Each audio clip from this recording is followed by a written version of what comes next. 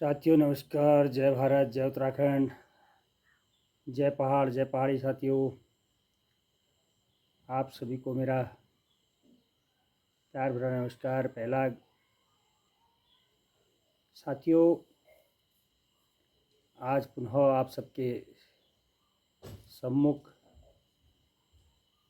एक बिंदु पर चर्चा के लिए आया हूँ और चर्चा का विषय हमारी प्रदेश की जो सरकार है उसकी मंशा कहीं न कहीं यह दर्शाती है कि सरकार केवल अपने ही फायदे के लिए अपने नफ़े नुकसान को देखते हुए कोई भी कार्य को करती है। जनता का हित सर्वोपरि नहीं रह गया है, क्योंकि आज के परिप्रेक्ष्य में अगर देखा जाए, सरकारें चुनाव को केवल जीतने के लिए, अपने पक्ष में करने के लिए सारे संसाधनों का प्रयोग करती है। दोस्तों, यह बात मैं इसलिए कह रहा हूँ क्योंकि प्रदेश के अंदर जो हमारे त्रिस्तरीय पंचायत चुनाव हैं वह अभी तक नहीं हो पाना बड़े ही दुर्भाग्य की बात है, क्योंकि विकास की जो प्रथम इकाई है वह पंचायत से शुरू होती है। चाहे वो राजनीति की इकाई कहिए, राजनीति की जो सीढ़ियाँ है वह ग्राम से ही, गांव से ही होकर निकलती हैं। चाहे वह गांव स्तर पर ग्राम प्रधान हो, क्षेत्र पंचायत हो या हमारे ज़िला पंचायत हो, उससे पहले हमारे जो वार्ड मेंबर होते हैं वहाँ से पूरी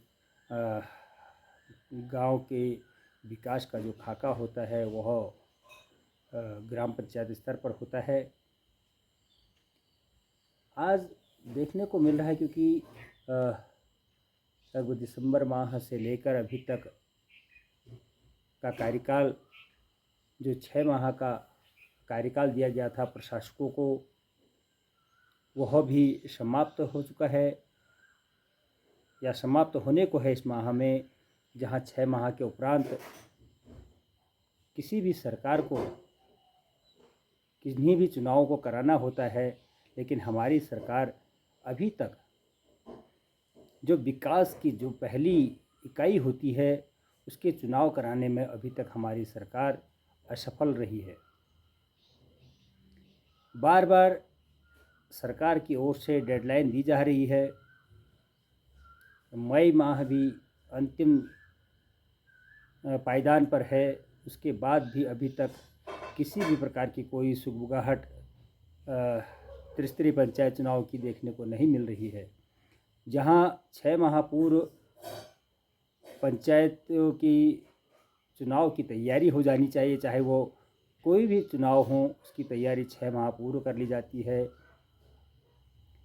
और अभी तक हमें यह देखने को नहीं मिल पा रहा है कि जो हमारे जो वोटर लिस्टें होती हैं, वोटर स्लिप होती है, क्या उसमें किन लोगों के नाम जुड़े हैं और किन लोगों के नाम कटे हैं। क्योंकि कई ऐसे नाम भी हैं, हमारे ग्राम पंचायत स्तरों पर कई ऐसे नाम होते हैं जो यहाँ के मूल निवासी नहीं होने के बावजूद उनके नाम यहाँ पर जुड़े होते हैं, या कई लोगों के नाम जुड़ने होते हैं।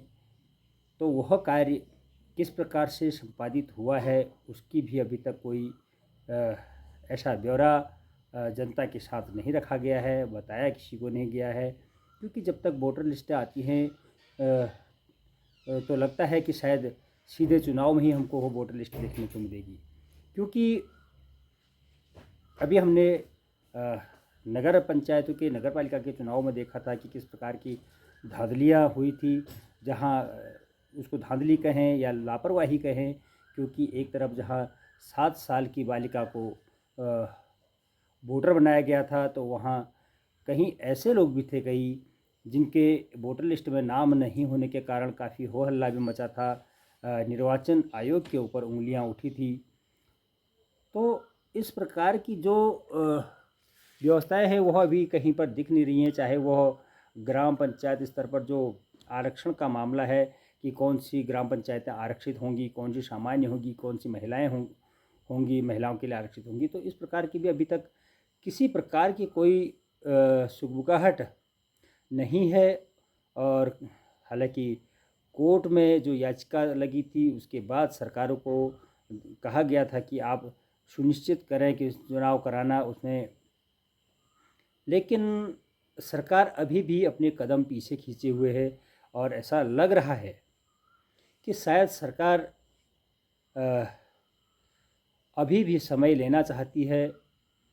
शायद कोई ऐसा संशोधन सरकार उसमें करने जा रही है जो लगता है, क्योंकि समय बढ़ाने के फिराक में हमारी सरकार लगती है। जो हमारे अभी प्रशासक नियुक्त किए हैं उनका कार्यकाल बढ़ाने की सरकार की ऐसी मंशा लगती है। लेकिन सरकार आम जन की जो बातें हैं, आम जन की जो भावना है उनको नहीं समझ पा रही, क्योंकि एक चुनी हुई जो सत्ता होती है वह जिस प्रकार से कार्य करती है वह प्रशासक के हाथ में नहीं होती है। कई प्रकार के कार्य जो है जनता के रुके हुए होते हैं। जब तक प्रशासक होंगे, जब तक नई निर्वाचित गांव की सरकार नहीं होगी, तब तक कई कार्य अवरुद्ध रहेंगे, क्योंकि प्रशासक को वो पूर्ण जिम्मेदारी नहीं दी जाती है जो एक निर्वाचित ग्राम प्रधान या वार्ड मेंबर, क्षेत्र पंचायत, जिला पंचायत को होती है। वह एक प्रशासक को वह अधिकार नहीं दिया जाता। हालांकि हमारी सरकार ने वित्त का अधिकार अभी हमारे प्रशासकों को दे दिया है, उसके बावजूद भी कई ऐसी चीज़ें होती है जो प्रशासक के पास नहीं होती हैं। वह केवल एक कैबिनेट में होती है, कैबिनेट उस प्रस्ताव को पारित करती है, ग्राम सभा उसको पारित करती है। वह चीज़ें अभी या कई ऐसे मामले होते हैं जहाँ पर ग्राम प्रधान की जो भूमिका होती है वह प्रशासक नहीं निभा पाता है। तो कहीं ना कहीं सरकार बैकफुट पर नज़र आ रही है। सरकार अपनी मंशा देख रही है, क्योंकि सरकार की मंशा ऐसा लगता है कि वह ग्राम स्तर से लेकर ऊपर तक केवल अपनी ही सत्ता चाहती है, अपने ही लोगों को चुनना चाहती है। वह येन केन प्रकार किसी प्रकार से हो। तो ऐसा जो प्रतीत हो रहा है, आखिर ऐसा क्यों? क्या जनता का मौलिक अधिकार नहीं है? क्योंकि इतने लंबे समयांतराल तक किसी भी चाहे वो ग्राम सभा हो, चाहे वो विधानसभा हो, चाहे वो सांसद हो, किसी भी सरकार को इतने समय तक प्रशासकों के हाथ में नहीं दिया जा सकता है। अब हो सकता है कि सरकार उसमें कोई बिल लाए, उसके द्वारा उस अध्यादेश को पारित करे, तब उसमें संशोधन किया जाएगा। लेकिन जनता की समस्याओं को हमारी सरकारों को समझना होगा, सुनना होगा और जल्दी से जल्दी गांव की सरकार बनानी होगी, ताकि समय से लोगों के कार्य संपादित हो सकें।